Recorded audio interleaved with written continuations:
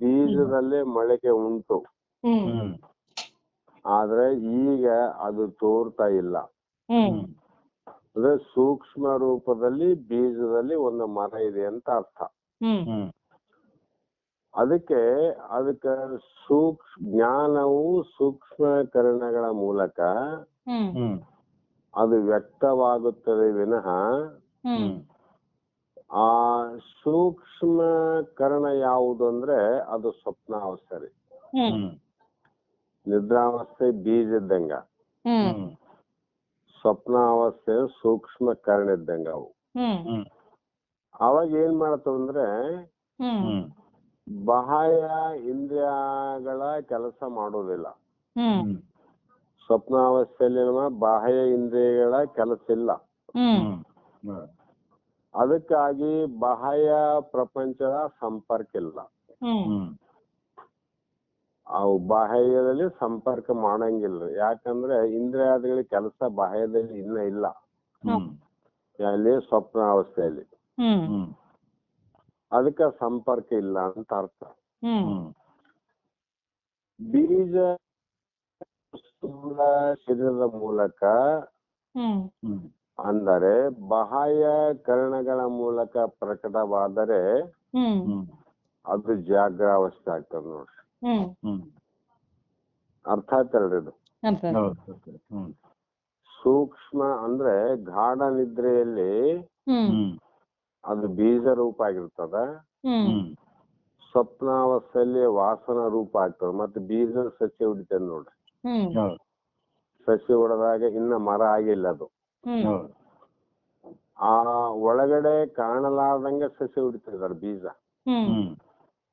ಮೊದಲು 3-4 ಇಂಚು ಭೂಮಿಯಲ್ಲಿ ಬೀಜ ಹಾಕಿದಾಗ ಬರೀ ಬೀಜ ಏನ್ ಮಾಡ್ತದ್ರಿ, 6-7 ದಿನದಲ್ಲಿ ಒಳಗಡೆ ಒಂದು ಸಸ್ಯ ಆಗ್ತದ. ಆದ್ರೆ ಅದಕ್ಕಿನ್ನು ಹೊರ ಜಗತ್ತಿಗೆ ಕಾಣಂಗಿಲ್ಲ ನೋಡ್ರಿ. ಹೊರ ಜಗತ್ತಿಗೆ ಕಾಣೋದಿಲ್ಲ. ಅದರಂತೆ ಸ್ವಪ್ನಾವಸ್ಥೆಯಲ್ಲಿ ನಮಗ ಒಳಗಡೆ ವಾಸನದಿಂದ ಎಲ್ಲವೂ ಕಾಣುತ್ತದೆ, ಆದ್ರೆ ವ್ಯಕ್ತ ಆಗೋದಿಲ್ಲ ಅಂತ. ಆವಾಗ ಮುಂದ ಬಾಹ್ಯ ಕರಣಗಳ ಮೂಲಕ ಪ್ರಕಟವಾದರೆ ಅದು ಎಚ್ಚರ ಸ್ಥಿತಿ. ಬಾಹ್ಯಕರಣ ಇಂದ್ರಿಯಾದಿಗಳು, ಜ್ಞಾನೇಂದ್ರಿಯ, ಕರ್ಮೇಂದ್ರಿಯ, ಇವೆಲ್ಲ ಮನ, ಬುದ್ಧಿ, ಚಿತ್ತ ಇವೆಲ್ಲವೂ ಕೂಡ ಅವುಗಳ ಮೂಲಕ ಪ್ರಕಟ ಆದರೆ ಅದು ಎಚ್ಚರ ಸ್ಥಿತಿ. ಆಗ ಬಾಹ್ಯ ಇಂದ್ರಿಯಾದಿಗಳ ಚಟುವಟಿಕೆ ಪ್ರಾರಂಭ ಆಗುತ್ತೆ ನೋಡ್ರಿ. ಭೂಮಿಯಲ್ಲಿ ಸಸಿ ರೂಪವಾಗಿ ಬೆಳೆಯುವಾಗ ಆ ಸಸಿ ಯಾವುದು ಬೇರೆ ಬೆಳಿಲಿಕ್ಕೆ ಅವಕಾಶ ಇರಂಗಿಲ್ರಿ. ಅದು ನೇರವಾಗಿ ಹಿಂಗೆ ಬಂದ್ಬಿಡ್ತದ ಭೂಮಿಯಲ್ಲಿ. ಆ ಹೊರಗಡೆ ಬಂದ್ಮೇಲೆ ಅದರ ಬೆಳವಣಿಗೆ ಚಟುವಟಿಕೆ ಪ್ರಾರಂಭ ಆಗ್ತದೆ.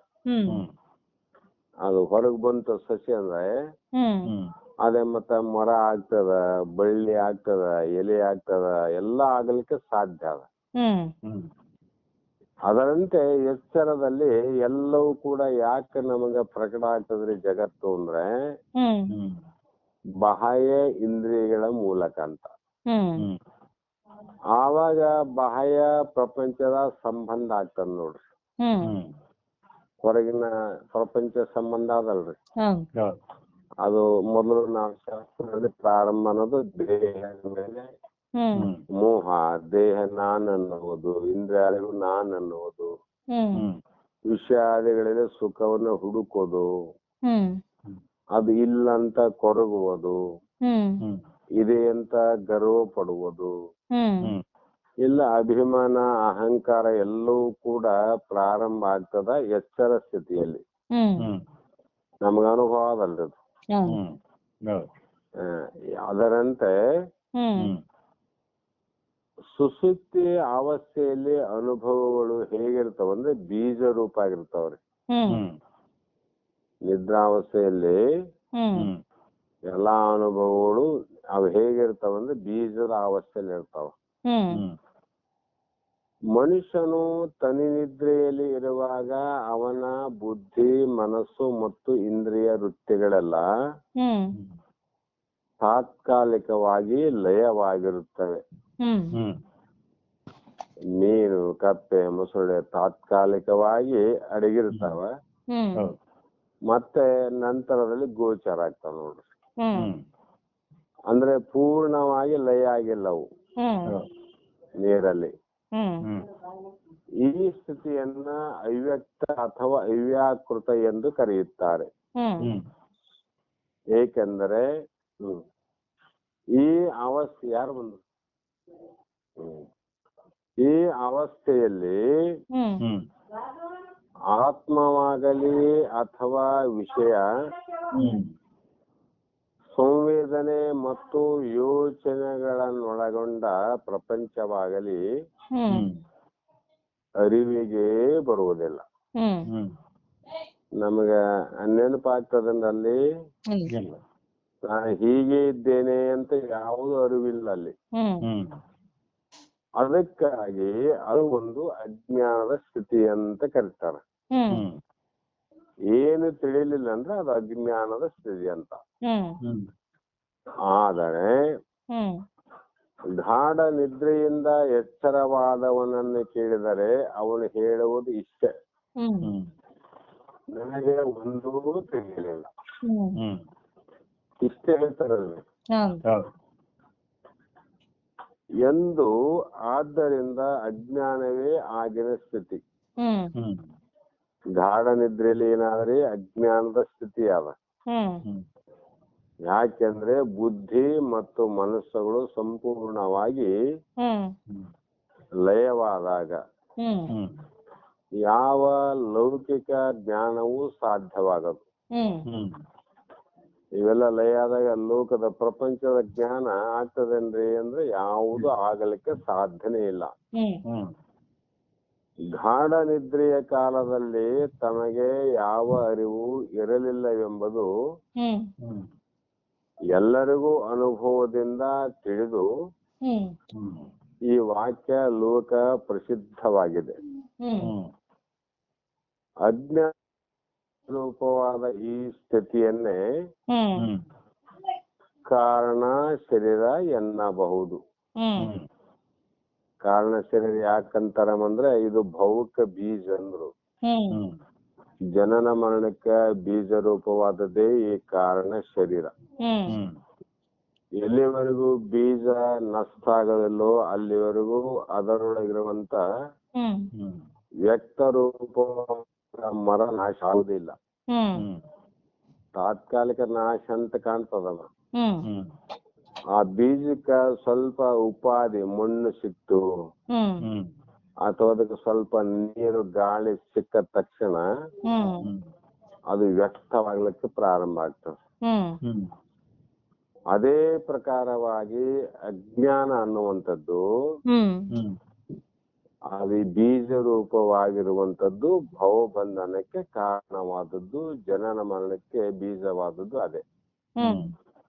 ಅದಕ್ಕೆ ಕಾರಣ ಅಂದ್ರೆ ಬೀಜ ಅಂದ್ರೆ ಹೇತು ಅಂದ್ರೆ ಒಂದೇ. ನಮಗ್ ಹುಟ್ಲಿಕ್ಕೆ ಏನ್ ಕಾರಣ ಅಂದ್ರೆ ಹೇಳ್ತೀವಲ್ರಿ, ಅಜ್ಞಾನವೇ ಕಾರಣ ಅಂತ. ಎಲ್ಲಿತ್ರಿ ಅದಂದ್ರೆ ಅದು ಹಿಂದಿನ ಜನ್ಮದಲ್ಲಿ ಸೂಕ್ಷ್ಮವಾಗಿ ಬೀಜ ರೂಪವಾಗಿ ಅದು ಗುಪ್ತವಾಗಿತ್ರಿ. ಆ ಶರೀರ ಬಿಟ್ಟ ಮೇಲೆ ಇನ್ನೊಂದು ಶರೀರ ಅದಕ್ಕೆ ಸಿಕ್ತಂದಾಗ ಆ ಶರೀರದಲ್ಲಿ ಇರುವಂತ ಸಕಲ ಇಂದ್ರಿಯಾದಿಗಳು ಆ ಶರೀರದ ಮನಬುದ್ಧಿ ಚಿತ್ತ ಅಹಂಕಾರಗಳನ್ನ ಇದು ಏನು ಮಾಡ್ತದ್ರಿ, ಉಪಯೋಗ ಮಾಡಿಕೊಂಡು ಅದೇ ಮತ್ತೆ ಬೀಜದಲ್ಲಿ ಯಾವುದು ಮರ ಇದೆ ಅದೇ ಮರವು ಬೆಳಿತದೆ ನೋಡಿ. ಅದರಂತೆ ಹಿಂದಿನ ಜನ್ಮದ ಸಂಸ್ಕಾರ ರೂಪವಾಗಿರ್ತಕ್ಕಂತ ಕಾರಣ ಶರೀರ ಆ ಜನ್ಮದ ಸಂಸ್ಕಾರ ಏನಾವ್ರಿ ಅದ್ರ ಇಟ್ಕೊಂಡದ ಬೀಜದೊಳಗ. ಅದು ಇನ್ನೊಂದು ದೇಹ ಅನ್ನುವಂಥದ್ದು ಉಪಾಧಿ ದೊರೆತಾಗ ಆ ಬೀಜದಲ್ಲಿ ಯಾವ ಸಂಸ್ಕಾರ ಅದ ಅದೇ ಸಂಸ್ಕಾರ ವ್ಯಕ್ತ ಆಗ್ತಾವ ಜಗತ್ತಿನಲ್ಲಿ. ಅದಕ್ಕೆ ನಾನಾ ರೀತಿ ಮನುಷ್ಯ ಒಂದೇ ಆದ್ರೂ ಕೂಡ ನಾನಾ ರೀತಿ ವ್ಯತ್ಯಾಸ ಕಾಣ್ತಾವಲ್ಲ. ಯಾಕೆ ಅಂದ್ರೆ ಅವರವರ ಬೀಜದ ಸಂಸ್ಕಾರ. ಹಿಂದೆ ಏನು ಪಾಪಿಗಳಾರ, ಪುಣ್ಯವಂತರಾರ, ಯೋಗಿಗಳಾರ, ಜ್ಞಾನಿಗಳಾರ, ಅನಂತ ರೀತಿಯ ಸಂಸ್ಕಾರಗಳು ಏನುಂಟು ಆಯಾ ಜೀವಿಗಳು ಸಂಸ್ಕಾರ ಗಾಢ ನಿದ್ರೆಯಲ್ಲಿ ಇದ್ದಿದ್ದೇ ಎಚ್ಚರದಾಗ ಬರ್ತಾವಲ್ರಿ. ಇದಕ್ಕೆ ನಿತ್ಯ ಪ್ರಳಯ ಅಂತೀವಿ ನಾವು. ಇದಕ್ಕೆ ಅನುಭವ ಏನು? ನಿತ್ಯ ಪ್ರಳಯ. ಇವತ್ತು ನಾವು ಗಾಢ ನಿದ್ರೆಯಲ್ಲಿ ನಾವು ಯಾವುದು ಎಚ್ಚರ ಇಲ್ಲದ ಶವ ಸ್ಥಿತಿಯಲ್ಲಿ ನೋಡ್ರಿ, ಒಂದು ಹೆಣದ ಸ್ಥಿತಿಯಲ್ಲಿ ಇರ್ತಕ್ಕಂಥವ್ರು ನಾವು. ಆ ಗಾಢ ನಿದ್ರೆ ಒಂದು 4 ತಾಸು 6 ತಾಸು ಮುಗಿದ ತಕ್ಷಣ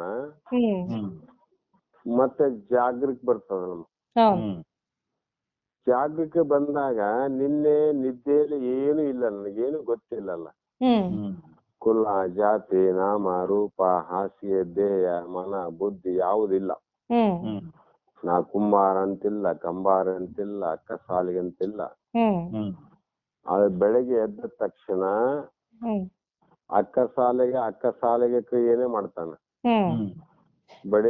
ಬಡಿಗನ ಕ್ರಿಯೆನೆ ಮಾಡ್ತಾನ್ರಿ, ಕುಂಬಾರ ಕ್ರಿಯೆನೆ ಮಾಡ್ತಾನ, ಮತ್ತು ಅಧಿಕಾರಿ ಕ್ರಿಯೆನೆ ಮಾಡ್ತಾನ. ಇದರಲ್ಲಿ ಏನು ವ್ಯತ್ಯಾಸ ಇಲ್ಲಲ್ಲ. ಅಂದ್ರೆ ನಿತ್ಯ ಪ್ರಳಯದ ಅನುಭವ ಯಾಕೆ ಹೇಳೋದಂದ್ರೆ 6-7 ತಾಸಿನಲ್ಲಿ ನಾವು ಏನೊಂದು ಇಲ್ಲದೆ ಮತ್ತೆ ಬಂದಾಗ ನಿನ್ನೆದ ಸಂಸ್ಕಾರವೇ ವ್ಯಕ್ತ ಆಗ್ತಾವಂತ ಅರ್ಥ. ನಿದ್ರೆಯಲ್ಲಿ ಸುಪ್ತವಾಗಿರ್ತಕ್ಕಂಥ ವಾಸನೆಗಳೇ ಜಾಗ್ರದಲ್ಲಿ ವ್ಯಕ್ತ ಆಗ್ತವ, ಮತ್ತೆ ಸ್ಮರಣೆ ಆಗ್ತದ, ನೆನಪಾಗ್ತದ. ಅದಕ್ಕೆ ಅವನು ಅದೇ ಕಾರ್ಯವನ್ನು ಮಾಡ್ಲಿಕ್ಕೆ ಹೋಗ್ತಾನೆ. ಕುಂಬಾರ ಎಂದು ಕಂಬಾರ ಮಾಡಂಗಿಲ್ಲ, ಕಂಬಾರ ಹೋಗಿ ಕುಂಬಾರ ಆಗೋದಿಲ್ಲ. ನಿದ್ದೆಯಲ್ಲಿ ಕಂಬಾರ ಅಂತ ಆಳೆ ನಮ್ಮ ಇಲ್ಲ, ನೆನಪಿಲ್ಲ. ಬೆಳಗ್ಗೆ ಹಂಗೆ ನೆನಪು ಬಂದು ಅಂದ್ರೆ ಅದು ಸುಪ್ತವಾಗಿದ್ದು ಈಗ ವ್ಯಕ್ತ ಆಗ್ತಾವ ಅಷ್ಟೇ ಅಂತ. ಇದೇ ರೀತಿ ನಾವು ಶಾಶ್ವತವಾಗಿ ಈ ದೇಹವನ್ನ ಬಿಟ್ಟಿವಂತ ಕಡೆ ಅವರವರ ಆಯುಷ್ಯಕ್ಕೆ ಅನುಗುಣವಾಗಿ. ಆವಾಗ ಅದು 50 ವರ್ಷದ ಇರ್ಲಿ, 70 ವರ್ಷ ಇರ್ಲಿ, 100 ವರ್ಷದ ಸಂಸ್ಕಾರಗಳೇನಾವ ಅವೆಲ್ಲ ಕಾರಣವಾದ ಶರೀರದಲ್ಲಿ ಬೀಜ ರೂಪವಾಗಿರ್ತಾವ. ಅವೇ ಮುಂದಿನ ದೇಹವನ್ನ ತೊಟ್ಟಾಗ ಈ ದೇಹದ ಸಂಸ್ಕಾರಗಳೇ ಆ ದೇಹದಲ್ಲಿ ವ್ಯಕ್ತ ಆಗ್ತವೆ. ಅರ್ಥ ಆಯ್ತಲ್ಲ? ಇದೇ ಒಂದು ಭವಬಂಧನದ ಒಂದು ಕ್ರಿಯೆ, ಸೃಷ್ಟಿಯ ಕ್ರಿಯೆ ಅಂತ. ಇದು ಅದ್ಭುತವಾದ ಕ್ರಿಯೆ ಅಂತ ಮಹಾತ್ಮ ಹೇಳ್ತಾರ. ಯಾಕಂದ್ರೆ ಇದು ಸಾಮಾನ್ಯವಾದದ್ದು ಅಲ್ಲ ಅಂತ. ಈ ಸ್ಥಿತಿಯನ್ನ ಏನಂದ್ರಮ್ಮ ಕಾರಣ ಶರೀರ ಅಂತ ಹೇಳ್ತಾ ಬಂದ್ರು. ಮತ್ತೆ ಈಗ 122ರಿಂದ 23 2 ಶ್ಲೋಕದಲ್ಲಿ ಇದರಲ್ಲಿ ಆತ್ಮ ಯಾವುದು ಅನಾತ್ಮ ಅನ್ನುವಂಥದ್ದನ್ನ ಸೂಕ್ಷ್ಮವಾಗಿ ಸಂಕ್ಷಿಪ್ತವಾಗಿ ಮಹತ್ತರು ನಮ್ಮನ್ನ ಕುರಿತು ಬೋಧ ಮಾಡ್ತಾರೆ. ಅದಕ್ಕೆ ದೇಹಯ, ಇಂದ್ರಿಯ, ಪ್ರಾಣ, ಮನೋ, ಅಹಮಾದಯ ಸರ್ವೇ ವಿಕಾರ ವಿಷಯ ಸುಖಾದಯ ವ್ಯೋಮಾಧಿ ಭೂತಾನ್ಯ ಅಖಿಲಂ ಚ ವಿಶ್ವಂ ಅವ್ಯಕ್ತ ಪರ್ಯಂತಮಿದಂ ಋಣಾತ್ಮ ಅಂತ ಈ ಶ್ಲೋಕದ ಅಭಿಪ್ರಾಯವನ್ನು ಹೇಳ್ತಾರಮ್ಮ. ಇಲ್ಲಿ ದೇಹ, ಇಂದ್ರಿಯಗಳು, ಪ್ರಾಣ, ಮನಸ್ಸು, ಅಹಂಕಾರ ಮೊದಲಾದಂದ್ರೆ ಎಲ್ಲವೂ ಬಂತಮಿಲ್ಲಿ. ಅಂದ್ರೆ ಪಂಚ ಪ್ರಾಣಗಳು, ಪಂಚ ಕರ್ಮೇಂದ್ರಿಯಗಳು, ಪಂಚ ವಿಷಯಾದಗಳು, ಪಂಚಭೂತಗಳು, ಇವೇನು ಜ್ಞಾನೇಂದ್ರಿಯಗಳು, ಇವೆಲ್ಲವೂ ಅಹಂಕಾರವೇ ಮೊದಲು ಮಾಡಿಕೊಂಡು ಈ ಮನಸ್ಸು, ಬುದ್ಧಿ, ಈ ಎಲ್ಲಾ ವಿಕಾರಗಳು ಮತ್ತು ಇವೆಲ್ಲ ವಿಕಾರ ಆಗ್ತವೆ. ನಮ್ಮ ದೇಹ ವಿಕಾರ ಆಗ್ತದ, ಇಂದ್ರಿಯ ವಿಕಾರ ಆಗ್ತದ, ಪ್ರಾಣಕ್ಕ ವಿಕಾರ. ಅದಕ್ಕೆ ವಿಕಾರ ಅಂದ್ರೆ ಪ್ರಾಣಕ್ಕ ವಿಕಾರ ಅಂದ್ರ ಚಲನತ್ವೇ ಅದರ ವಿಕಾರ. ಹೋಗೋದು ಬರೋದು ಮಾಡ್ತಲ್ಲ. ಮತ್ತೆ ಶಬ್ದ ಸ್ಪರ್ಶವೇ ಮೊದಲಾದ ವಿಷಯಗಳು. ಈ 5 ವಿಷಯಗಳು, ಈ ವಿಷಯಗಳಿಂದ ಆಗುವಂತ ಸುಖವು.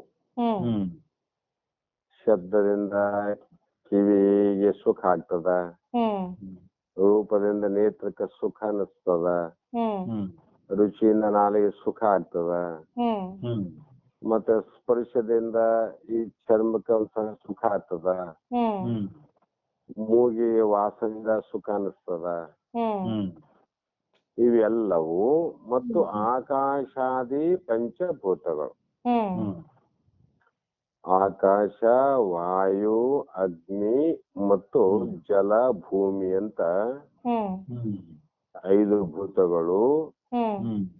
ಈ 5 ಭೂತಗಳಿಂದ ವ್ಯಕ್ತವಾಗಿರುವುದು ಯಾವುದ್ರಿ? ಪ್ರಪಂಚ. ಹೌದಲ್ರಿ? ಪ್ರಪಂಚದ ಯಾವ ವಸ್ತುವನ್ನ ನೋಡ್ರಿ, ಈ 5 ಭೂತಗಳಿಂದ ನಿರ್ಮಾಣ ಆಗ್ಯಾವ. ಅದಕ್ಕೆ ಇವೆಲ್ಲವೂ ಏನ್ರಿ ಅಂದ್ರೆ ಅವರ ದೃಷ್ಟಿಯಲ್ಲಿ ಅನುಭವದಲ್ಲಿ ಅನಾತ್ಮಂದ ನೋಡ್ರಿ. ಇವು ಅನಾತ್ಮ. ಯಾವಂದ್ರೆ ಎಲ್ಲವೂ ಜಡ ಅವಂತಿವು.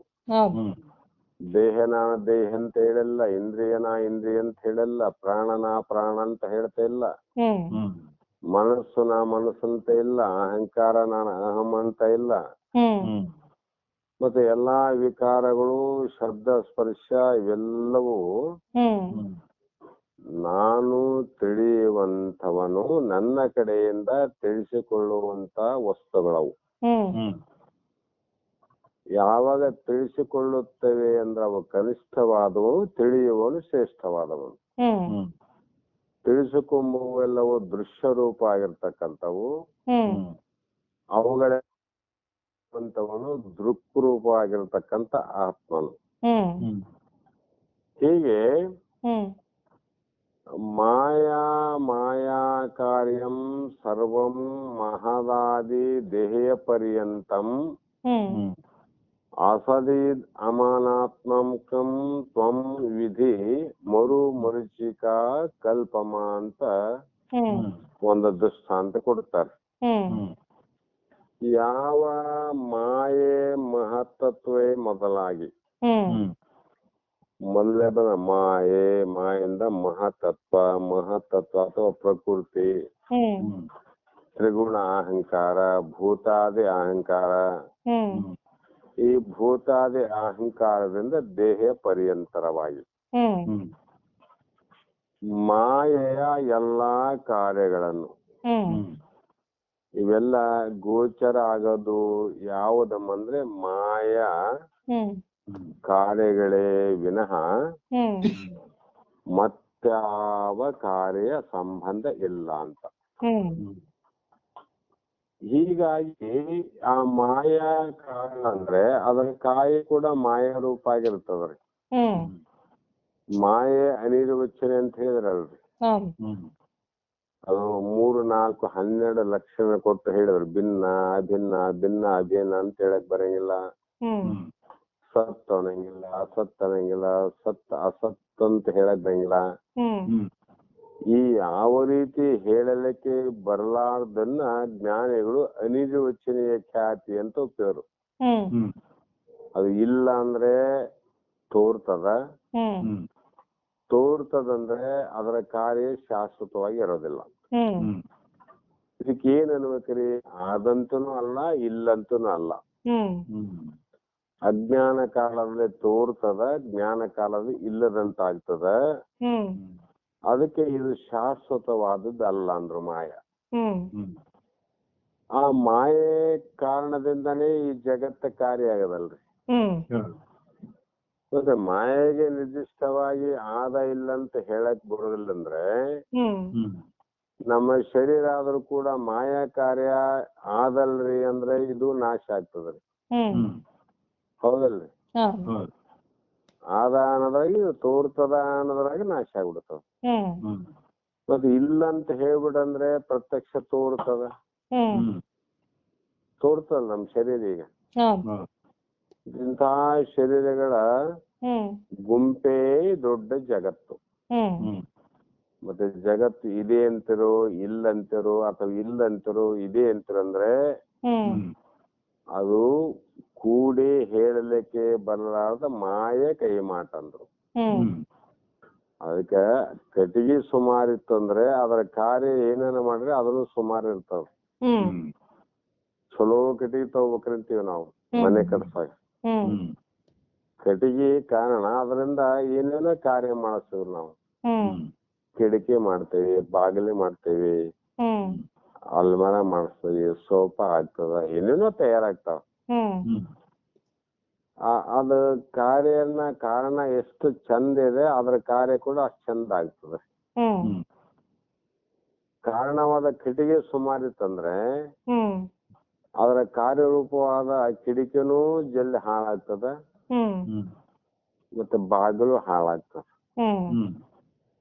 ಅದರಂತೆ ಈ ಮಾಯಾ ಕಾರಣ ಹೇಗಿದೆ ಅಂದ್ರೆ ಇದು ಅನಿತ್ಯವಾದದ್ದು ಮಾಯೆ. ಜ್ಞಾನಿಗಳ ದೃಷ್ಟಿ ಇಲ್ಲವೇ ಇಲ್ಲ. ಅಂತದಿಂದ ಕಾರ್ಯರೂಪ ಇರ್ತಕ್ಕಂಥದ್ದು ನಮ್ಮ ದೇಹ. ಹೀಗೆ ನಾವು ವಿಚಾರವನ್ನ ಮಾಡಿ ವಿವೇಕ ಮಾಡಕ್ ಹೋಗ್ಕೊಡಿ. ಇವೆಲ್ಲ ವಿವೇಕ ಇದ್ದಾಗ ಗೊತ್ತಾಗದ್ರಿ. ಈ ದೇಹ ನಾವ್ ಎಷ್ಟು ಸಲ ನೋಡಿಲ್ರಿ. ಅಂದ್ರೆ ಒಂದು ದಿನಕ್ಕಂತ ದೇಹವೇ ನಾನಂತ ತಿಳ್ಕೊಂಡ ಮಗ ನೋಡೋ ಪ್ರಶ್ನೆನೇ ಇಲ್ಲ ಅಂತ. ಇಷ್ಟು ಒಂದೇ ದೇಹ ಅಲ್ಲ, ಹಿಂದಿನ ಜನ್ಮದ ಹಲವು ದೇಹಗಳನ್ನು ಕೂಡ ನಾವು ತೊಟ್ಟಿವಿ, ಅದನ್ನ ಹುಟ್ಟಿವಿ, ಮತ್ತೆ ಅದನ್ನ ಬಿಟ್ಟಿವಿ ಅಂತ. ಒಂದು ಹೊಸ ಅಂಗಡಿಯಾಗ ಬಟ್ಟೆ ತರ್ತೀವಿ, ಅದನ್ನ ಹುಡ್ತೀವಿ, ಮತ್ತೆ ಹಳೇದಾದಾಗ ಅದನ್ನ ಬಿಟ್ಟು ಬಿಡ್ತೇವಿ. ಅದರಂತೆ ಎಷ್ಟೋ ದೇಹಗಳು ಬಂದ್ರು ಕೂಡ ಒಂದು ಸಲ ಆದ್ರೂ ಕೂಡ ಇದ್ರ ಬಗ್ಗೆ ವಿಚಾರ ಬರ್ಲಿಲ್ಲ ನಮ್ಗ. ಯಾಕೆಂದ್ರೆ ಅದನ್ನ ವಿಚಾರ ಮಾಡ್ಲಿಕ್ಕೆ ಹೋಗಿಲ್ಲ ಅಂತ. ಅದು ವಿಚಾರ ಯಾಕೆ ಬರ್ಲಿಲ್ಲ ಇಲ್ಲಿವರೆಗೆ ಅಂದ್ರೆ ನಮಗೆ ಹಿಂದಿನ ಜನ್ಮದ ಹಲವು ದೋಷಗಳಿಂದ, ಕರ್ಣ ದೋಷಗಳಿಂದ ನಮಗ ಅದನ್ನ ಕಡೆ ಗಮನ ಕೊಡಲಿಕ್ಕೆ ಆಗದಂತೆ ಅಜ್ಞಾನ ನಮ್ಮನ್ನ ತಡೆ ಹಿಡಿದಿತ್ತು. ಈಗ ದೇಹ ಪಂಚೇಂದ್ರಿಯಗಳು ನಮ್ಮ ಶರೀರದ ವ್ಯವಸ್ಥೆಯನ್ನ ನೋಡಿಕೊಳ್ಳುವ ಪ್ರಾಣ. ಹೌದಿಲ್ಲ? ದೇಹ ಮತ್ತು ಪಂಚೇಂದ್ರಿಯಗಳು, ಜ್ಞಾನೇಂದ್ರಿಯಗಳು ಮತ್ತು ನಮ್ಮ ಶರೀರದ ವ್ಯವಸ್ಥೆ ನೋಡಿಕೊಳ್ಳುವುದು ಯಾವುದಂದ್ರೆ ಪ್ರಾಣ. ಇದು ಬಹಳ ಕೆಡಲಾರ್ದಂಗ ವ್ಯವಸ್ಥಿತವಾಗಿ ಫ್ರಿಡ್ಜಿನಾಗ ಹಾಲು ಕೆಡಲಾರ್ದಂಗ, ಫ್ರಿಡ್ಜ್ ಅಲ್ಲಿ ಹಣ್ಣು ಕೆಡಲಾರ್ದಂಗ ಹೇಗೆ ವ್ಯವಸ್ಥೆಯನ್ನು ಮಾಡ್ತದಲ್ಲ ಅದು. ಅದರಂತೆ ಪ್ರಾಣ ಅಂತಕ್ಕಂಥದ್ದು ನಮ್ಮ ಶರೀರ ಮತ್ತು ಇಂದ್ರಿಯಾದಿಗಳನ್ನು ಕೆಡಲಾರ್ದಂಗೆ ಇಡೋದ್ರ ಪ್ರಾಣ ರೀ. ಇದು ಸ್ಪಷ್ಟ ಅರ್ಥ ಆಯ್ತಲ್ರಿ? ಪ್ರಾಣ ಹೋದ್ಮೇಲೆ ಕೆಡ್ತದಲ್ರಿ. ಮತ್ತೆ ಇಲ್ಲಿವರೆಗೆ ಬಹಳ ಚಂದ ಇತ್ತು, ಕೆಡಲಾರ್ದ ಈಗ ಯಾಕೆ ಕೆಡಿತು ಅಂದ್ರೆ ಅದು ಯಾವುದು ಕೆಡಲಾರ್ದಂಗ ನೋಡ್ತಿತ್ತು. ಫ್ರಿಡ್ಜ್ ಹಾಳಾಗಿದಂದ್ರೆ ಅದ್ರಾಗ ಇದ್ದ ವಸ್ತೆಲ್ಲ ಹಾಳಾಗ್ತಾವಂತ.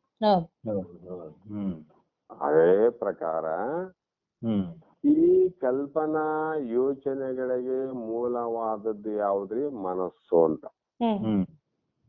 ಪ್ರಾಣ ಇಷ್ಟೇ ಮಾಡ್ತದ, ಅದು ಕೆಡಲಾರ್ದಂಗ ನೋಡ್ತದ. ಮತ್ತೆ ಇದಕ್ಕೆ ದೇಹಕ್ಕೆ ಬೇಕಾದ ಅನ್ನ ನೀರನ್ನ ಬಯಸ್ತದ, ಹಾಕ್ತದ, ಎಲ್ಲಾ ರೀತಿ ಸಪ್ಲೈ ಮಾಡ್ತದ. ಏನೇನ್ ಬೇಕು ಅದಕ್ಕೆ ಕೆಡಬಾರದು ಅಂದ್ರೆ. ಹೀಗೆ ದೇಹ ಮನಸ್ಸು ನಾನು ಎಂದುಕೊಳ್ಳುವ ಎಂದು ಯಾರಂತಾರಿ? ದೇಹ ನಾನು, ಮನಸ್ಸು ನಾನು ಅಂತ ಅಂದುಕೊಳ್ಳುವನು ಅಹಂಕಾರವೇ. ಇವೇ ಮೊದಲಾದ ಎಲ್ಲಾ ವಿಕಾರಗಳು. ಇವೆಲ್ಲ ವಿಕಾರ ಅವಲ್ರಿ. ಮತ್ತೆ ಶಬ್ದ ಸ್ಪರ್ಶ ರೂಪರಸ ಗಂಧವೆನಿಸಿಕೊಳ್ಳುವ ಪಂಚೇಂದ್ರಿಯಗಳ ವಿಷಯಗಳು. ಪಂಚ ಜ್ಞಾನೇಂದ್ರಿಯಕ್ಕೆ ವಿಷಯಗಳು ಯಾವ್ರಿ? ಸಂಬಂಧ ಏನಂದ್ರೆ ಶಬ್ದ ಸ್ಪರ್ಶ ರೂಪರಸ ಗಂಧಗಳೇ ವಿಷಯಗಳು. ಮತ್ತು ಇವುಗಳಿಂದ ಅನುಕೂಲ ಅನಾನುಕೂಲ ಆದಾಗ ಆಗುವಂತ ಸುಖ ದುಃಖಗಳು. ಸಕಲ ವಿಷಯ ವಸ್ತುಗಳು,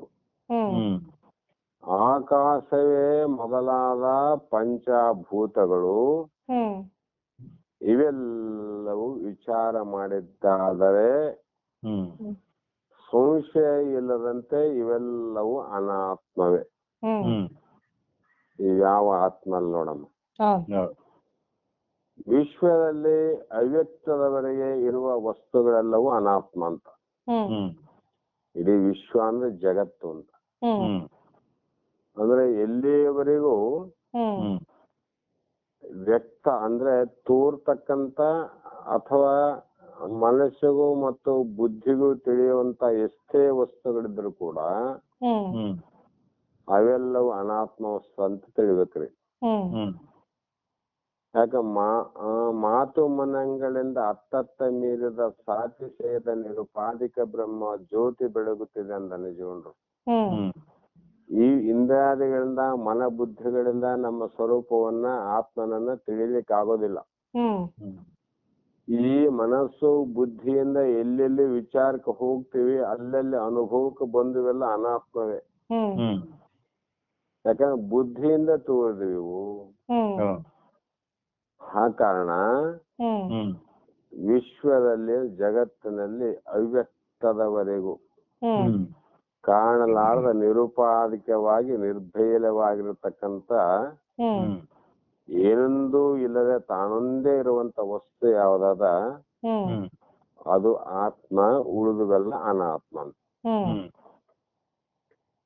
ಅಂದಾಗ ಚೇತನ ಸ್ವರೂಪವಾದ ಆತ್ಮ ಒಂದನ್ನು ಬಿಟ್ಟು ಇಲ್ಲಿ ಚೇತನ ಸ್ವರೂಪ ಅಂದ್ರೆ ಜಾಗ್ರ, ಸ್ವಪ್ನ, ಸುಷುಪ್ತಿ, ತೂರ್ಯಾತೀತ ಅವಸ್ಥೆಯನ್ನ ತಿಳಿಯುವಂತದ್ದು ಏನು ಉಂಟು ಪ್ರತ್ಯಗಾತ್ಮ, ಅದನ್ನ ಬಿಟ್ಟು ಉಳಿದ ಎಲ್ಲವೂ ಅನಾತ್ಮ. ಎಲ್ಲವೂ ಅನಾತ್ಮನೇನ್ರಿ ಸುಖ ಇಲ್ಲದು ಅಂತ ಅರ್ಥ.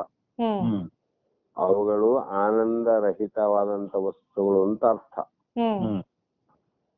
ನಮ್ಮ ಸುತ್ತಮುತ್ತ ನಮ್ಮೊಳಗೆ ಹೊರಗೆ ಅತಿ ಸೂಕ್ಷ್ಮ ವಸ್ತುವಾದ ವಾಸನೆಗಳಿಂದ ಶರೀರದವರೆಗೆ